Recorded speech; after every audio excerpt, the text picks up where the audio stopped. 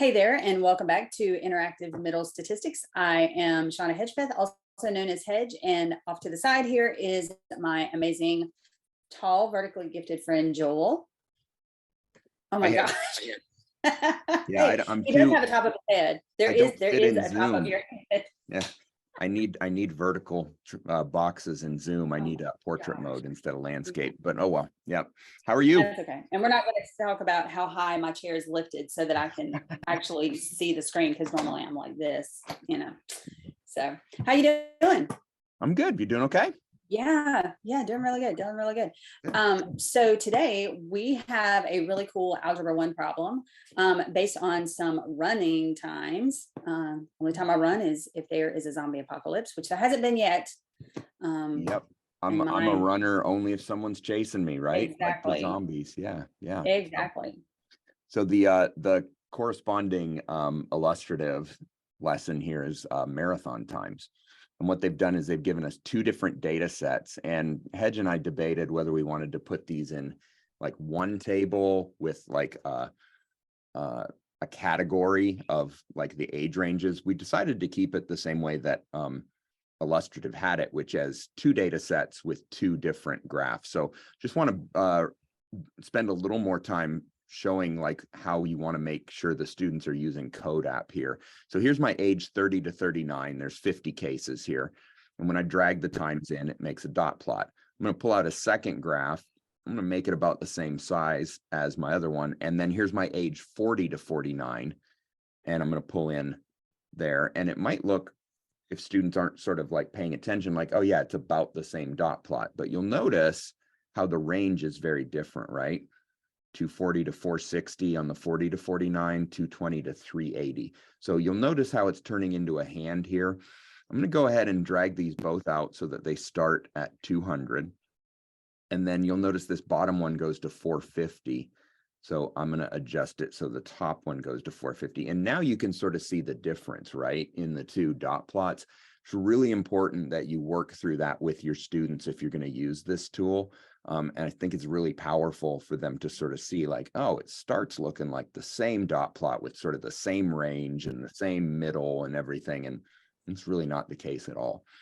So I actually thought Illustrative and Open Up did a really nice job on these 4 questions. I think they're really good. And my goal when working through this was to really make just a few more so students can dig into the data, not really trying to improve on these at all. These are the original lesson questions and they are excellent. I do want to talk about a couple of these. So again, the two data sets are 30 to 39 and 40 to 49. And I asked, what do you think a typical finishing time would be if we gathered 50 runners that were in the 35 to 44 year range? So in the intermediate range that overlaps both of them. So as you know, probably you can measure the mean and the median. And again, maybe students are interpreting typical differently. This is a very like common typical way to do it, right? By using mean or median. So if we look at the mean and the median finishing times for the two different age ranges there, I'm asking, what would it be if we took the 35 to 44, the intermediate one? Do they average these together? Do they take the two means and take their mean? There's lots of creative ways to do that. But just to get students thinking about how can I use two data sets and the comparison between them to maybe make a prediction about something else. And we'll come back to that theme in a little bit. So that was that second question that we came up with there, Hedge. You wanted to talk about one of these too, is that right? Yeah, I really like number 4. I think you wrote number 4 beautifully, and it talks about, I love the idea of getting students, not giving students like a specific measure of center to investigate, to get them to kind of think Yeah. about what makes sense for typical, and looking at what the current typical runners do for each one of those age ranges, and then kind of get them to kind of extrapolate, okay, based on what when at what 10-year range would you expect a typical marathon runner to surpass 400 minutes? So they're taking either the typical that they have used to justify their answers with on the previous question, and kind of extrapolating on that, or maybe they want to use a completely different thing. And I Yeah. think it just kind of speaks to the power of getting students to really use their vocabulary there. I love that question. Yeah, and I'm hoping that given the previous question that I talked about, they see that the 10-year age range doesn't have to be 20 to 29, 30 to 39, 40 to 49. If you see this growth, let's say you're using the mean and you see it growing from 294 to 339, and we're asking when will what, however you're interpreting typical, reach 400. Mhm. Maybe it's I don't know, 48 to 58 or something like that, right? So again, varied approaches, not really an answer keyable type question, right? Like I don't think there's a right answer here. I want to see what students are doing. I want to see Yeah. how they're using these two data sets to build some sort of reasonable answer and approach and just get interesting with it. Yeah. And I also think the interesting thing about this particular problem is I would be curious to see what knowledge, vocabulary, like tools in their tool belt that they're bringing from middle school, because in middle school, like seventh grade, is about the time that they're, comparing two data sets. So to Mhm. see what, like, are they going to talk about box plots? Are they going to talk about maybe mean absolute deviation? Are they just going to Yep. talk about range? And just Yeah. kind of getting a variety of answers that could possibly happen there. So there's really this question set is really wide open there, and I think that's why I like problems like that so much.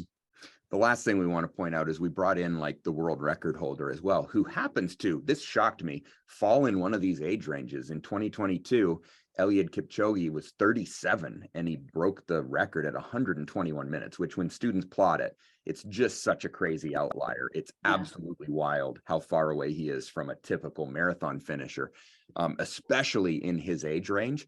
And so one of the questions is just like, describe how different that is, right? Like, how wild is it that he ran it in that time?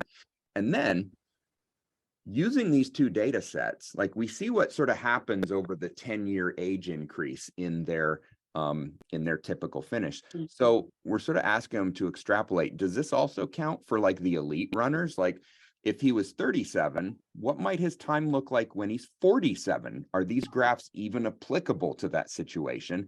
And if so, how, why, sort of justify your answer there. So I like bringing in the new data set, even though it's a wacky one, right? Like it's just out there that oh anybody yeah, can run a marathon in that time.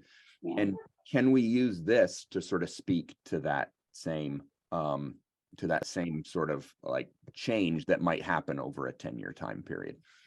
Yeah, and really just kind of getting students to think about all of those factors that contribute to data, like those outside factors.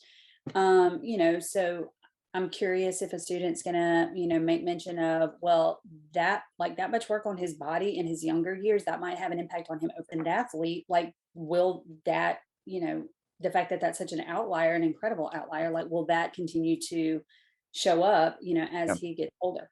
Mhm. I have a question for you that Mhm. I did not prepare you for, that had just crossed my brain. Is that okay? Can't wait. Yep. Can you pull that code app up again? Hmm. And I think I'd like to ask this question just for teachers who are maybe not as familiar with teaching with CodeApp as some others are. Hmm. When you initially showed the difference in the two graphs, how the scale is going to be different. Yep. I know what I do in the classroom, and you and I have talked about this a lot, but I'd like for you to talk about, would you encourage a teacher to get students to recognize the need to shift it on their own, or would you bring that to the forefront before you got started? What are you thinking? I would probably ask leading questions to Mhm. try and get students to notice it.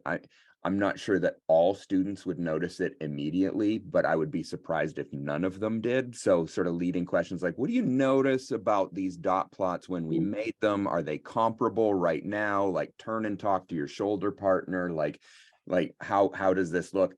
And then before we really dug into any of these questions, I would make sure that we've all adjusted the axes so that we were talking about comparable graphs.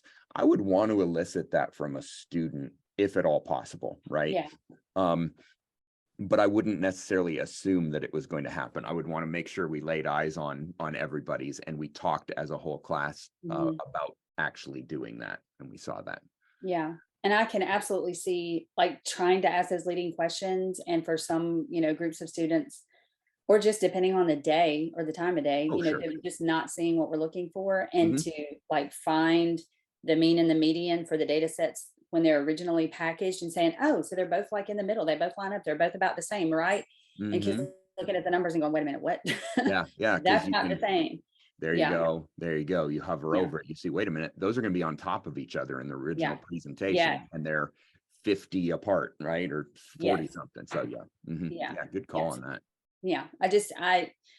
I noticed that that might not be like those types of, really cool teacher moves Hmm. are going to depend, and you may have to do it like 7 different ways if you have 7 different classes, but Yeah, just, you're so good about all the variety of ways that you introduce that. I wanted you to kind of speak to that sure. before Sure. we shot out of here. Yeah, and I encourage all teachers to just get in Code App and play with it. Use our links that you find on our IMSI website. You can't break those, right? Like our bit.lys are locked. Whatever you do from there is your thing. So, if you mangle it beyond all recognizability, just go back and click on the bit.ly Yeah. and it's back to its original, right? Yeah. So you can play around with it and mess around, and then you can show your students all the different flexible ways to sort of organize and play with the data. Yeah. One thing I love about Code App is you can't break it. And Yep. so I think as an educator, that's one of my favorite things is, like you said, you can't mess it up. So Mhm. yeah, I'll Very good. say that all day. Absolutely. All right, Hedge, this is good. Thank you. All right. Thank you so much. I appreciate it. Yep, Talk to we'll you be later. back soon with another one. Talk to everybody later. Bye.